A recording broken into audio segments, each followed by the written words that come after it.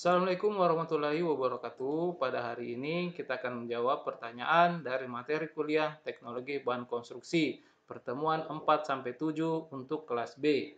Jumlah penanya ada 17 orang dengan total pertanyaan 20 pertanyaan. Nah, tidak semua pertanyaan ini saya jawab karena sudah ada di dalam slide-nya. Penjelasannya sudah ada dan juga sudah dijelaskan di dalam videonya. Tetapi kemungkinan slide-nya itu tidak dibaca sehingga muncul pertanyaan yang seperti itu. Nah, ada beberapa pertanyaan yang mirip dengan kelas A. Saya tidak tahu siapa yang contek. Nah, ini lucunya masa hanya untuk pertanyaan saling nyontek. Pertanyaan saling nyontek apalagi jawaban. Sudah pasti juga menyontek. Oke, saya masuk saja, kita mulai saja di pertanyaan yang pertama. Kita mulai dari pertanyaan pertama, yaitu dari Heru Purwanto. Pertanyaannya adalah, mengapa beton sifatnya kaku? Nah, jawaban dari saya itu simpel sekali, karena proses kimia antara semen dan air. Nah, adapun jawaban lengkapnya bisa Heru cari sendiri. Dari saya cukup seperti ini saja. Lanjut, yang kedua dari Sarvin Syahrir. Pertanyaan saya tentang materi beton adalah apa yang disarankan untuk proporsi campuran beton yang baik. Ya, dari saya gunakan material yang baik dan ikuti mix desain yang ada. Karena ini pertanyaan tentang proporsi, berarti jawabannya cukup ini saja. Ketika mengenai kuat tekan beton akan lebih panjang daripada jawabannya. Oke, selanjutnya penanya ketiga dari Sarah Ashisyah. Nah, pertanyaannya, jelaskan manfaat dari beton di masa pembangunan seperti sekarang. Nah, jawaban saya, saat ini material penyusun beton masih mudah didapatkan. Jadi, beton masih sangat bermanfaat dalam konstruksi saat ini. Itu. Lanjut dari Nasrullah. Bagaimana cara penanganan limbah beton? Nah, jawaban saya, beton bisa didaur ulang dengan cara dihancurkan lalu disaring sehingga mendapatkan agregat kasar dan agregat halus. Jadi dipisah berdasarkan analisa saringan yang masuk dalam saringan untuk agregat kasar dan agregat halus itu dipisah. Kalau di Palestina ada seorang perempuan itu masih umur sekitar 20-an. Nah, dia membuat beton batako dari daur ulang dari sisa-sisa reruntuhan bangunan di Palestina. Nah, dia menggunakan mesin entah apa itu namanya, terus semua sisa-sisa dari reruntuhan dikumpulkan, dihancurkan, terus dipadatkan kembali sehingga membentuk batako. Nah, itu di Palestina. Saya pernah lihat beritanya. Lanjut, yang kelima dari Ruli Hilman. Penentuan proporsi campuran dapat digunakan dengan beberapa metode. Coba jelaskan metode tersebut. Nah, ini metodenya ada 6. Metode American Concrete Institute, Portland Cement Association, Road Note nomor 4, Road Note number 4, British Standard, Department of Engineering, Departemen Pekerjaan Umum, SKSNI T15-1950-03, dan juga cara coba-coba atau trial error. Nah, ini metode untuk campuran mix design. Tetapi kalau mau jelaskan sangat panjang sekali. Nanti coba Ruli baca yang mana saja yang ingin diketahui. Kemungkinan dengan menggunakan yang Departemen Pekerjaan Umum saja. Oke, selanjutnya dari Taufik Hidayat. Dapatkah terlalu panas atau terlalu dingin untuk penempatan beton baru? Nah, ini pertanyaannya sama dengan pertanyaan dari kelas A. Nah, jawaban dari saya saya bingung. Pertanyaan ini maksudnya apa? Apa yang dimaksud terlalu panas atau terlalu dingin? Apanya? Ini sudah jelas. Ini salah satu pertanyaan yang dicontek.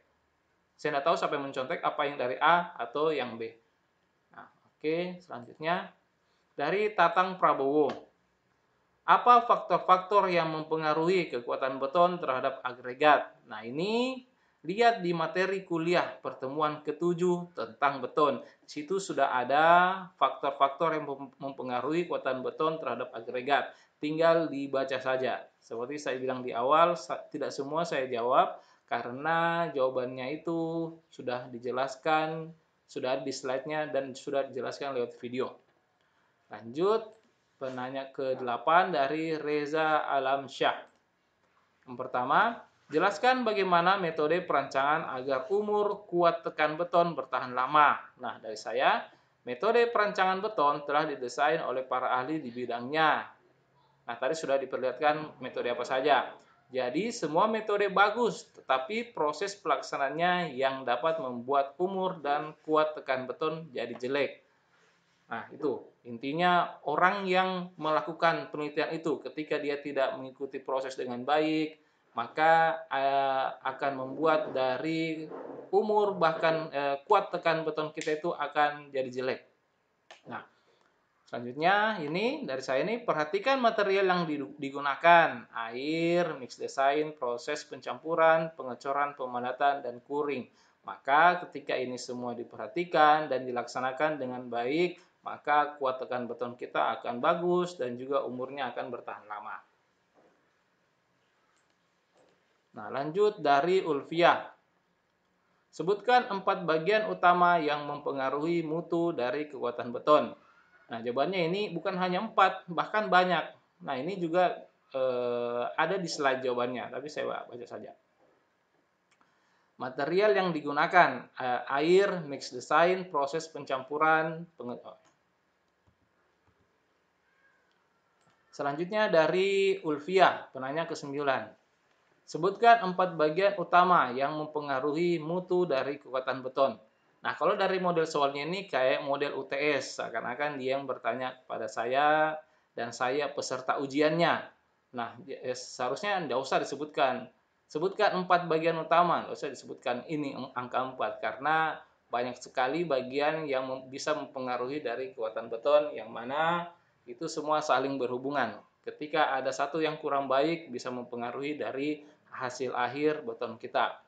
Nah, yang mempengaruhi mutu beton dari kekuatan beton, yang pertama itu material yang digunakan. Harus bersih, kuat. Air harus bersih juga. Mix desainnya harus sesuai dengan metode. Proses pencampuran, pengecoran, pemadatan, dan curing. Nah, ini semua saling berkaitan antara satu sama lain untuk mendapatkan beton yang baik. Nah, pertanyaan keduanya, apa yang dimaksud kehalusan butir semen? Nah, ukuran butir semen. Nah, untuk setiap semen itu agak berbeda daripada ukuran butirnya. Yang mana ukuran butir daripada semen memiliki pengaruh daripada cepat menyatu antara air dan semen. Nah, berdasarkan ukuran butir semennya. Nah, kalau ingin dilihat, ya pakai mikroskop tentunya. Dan juga di sini kayaknya belum ada, saya tidak tahu kalau di Kendari ada atau tidak. Bukan mikroskopnya, tapi ada alat untuk menentukan ukuran butir. Bisa dilihat berapa ukurannya, berapa nanometer. Nah, ini dia ukurannya nano. Lanjut, yang ketiga, apa yang dimaksud proses hidrasi? Nah, ini saya tidak jawab meskipun pendek jawabannya. Nah, ini lihat di slide materi kuliah pertemuan ke-7 tentang beton. Sudah ada di situ sebutkan hidrasi.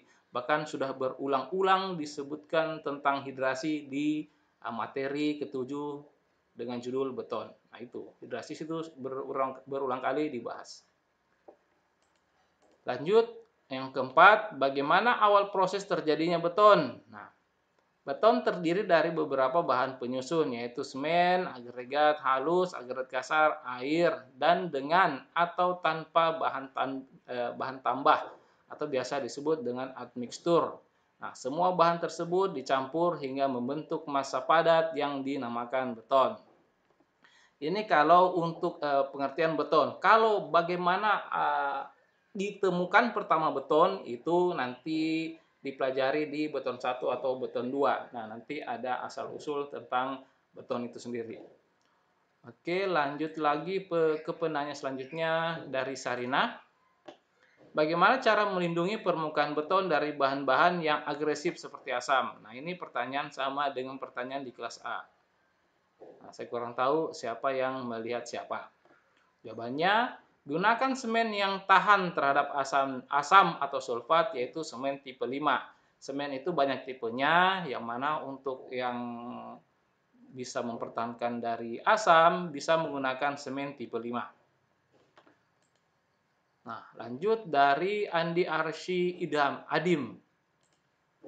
Apa yang disarankan proporsi campuran beton yang baik? Ini sering sekali keluar soal seperti ini, ya itulah saling copy paste.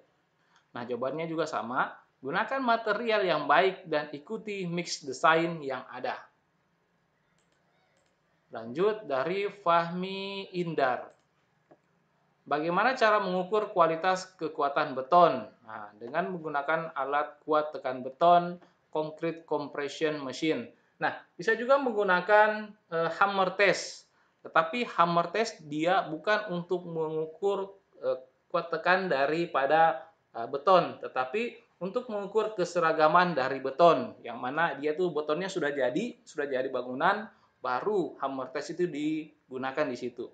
Adapun juga pembacaannya hanya sekitar 80% daripada menggunakan concrete compression machine. Nah, di video saya tentang lab, situ saya sudah tunjukkan tentang hammer test itu bagaimana.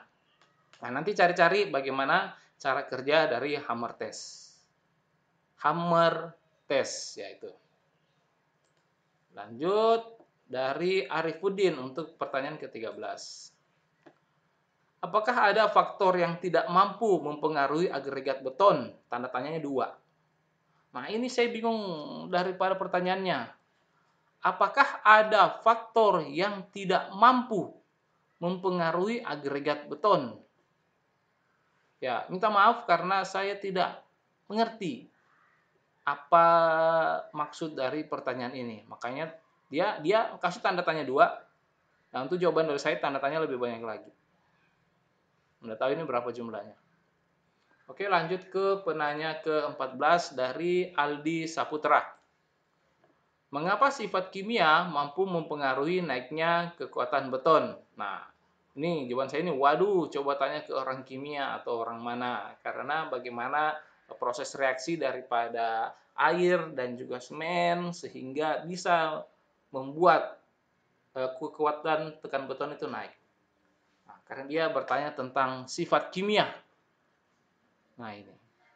Oke, dari saya mungkin itu saja, Aldi. Minta maaf karena hanya ini yang bisa saya jawab dari pertanyaanmu. Nah, pertanyaan selanjutnya dari Ardian Syah. Bagaimana teknologi pembuatan beton menggunakan mesin? Nah, untuk pembuatan beton, campuran beton bisa menggunakan molen. Nah, molen merupakan salah satu teknologi pembuatan beton. Ada juga namanya mixer truck. Nah, untuk molen dan mixer truck ini pencampurannya dilakukan di tempat pekerjaan. Jadi di site, molen dan mixer. Nah, adapun agregator truck, nah dia ini mobil kayak mixer truck tapi dia lebih besar dan dia dari central mixing plant, tepatnya di situ menuju ke tempat proyek.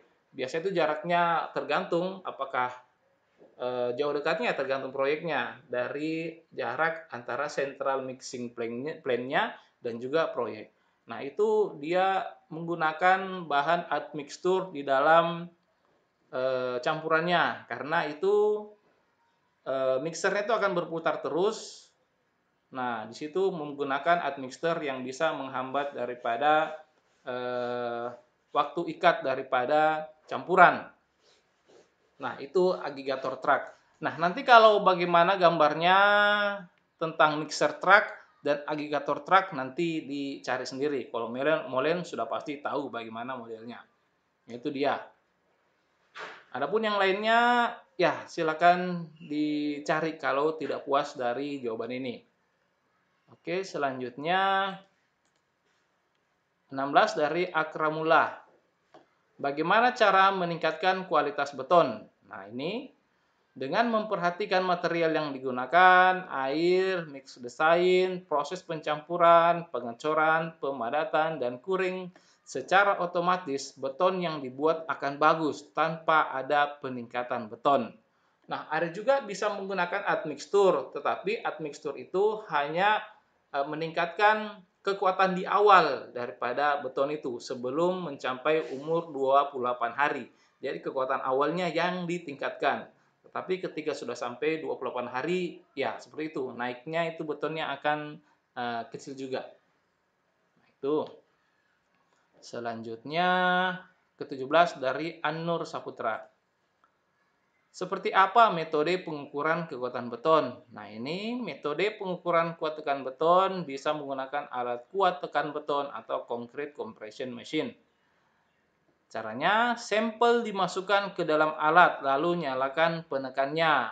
Nah, sampelnya bisa berupa bentuk kubus ataupun berbentuk silinder.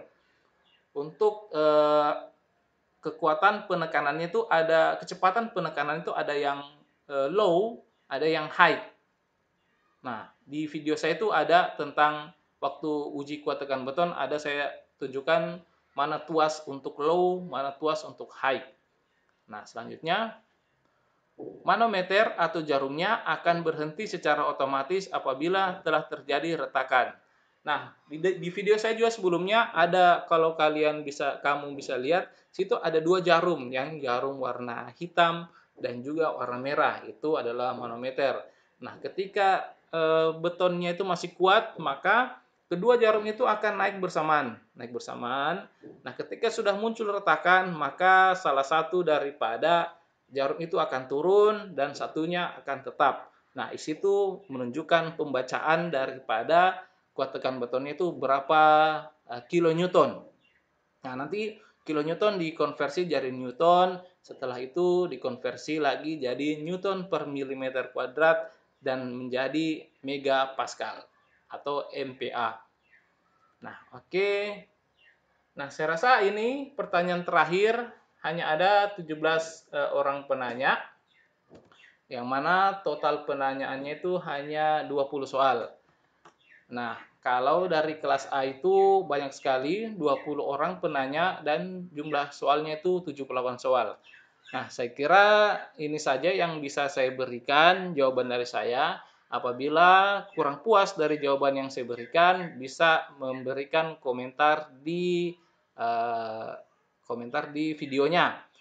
Dan bisa juga mencari sumber yang lain lagi supaya pertanyaan kalian bisa terjawab secara puas berdasarkan kemauan dari kalian.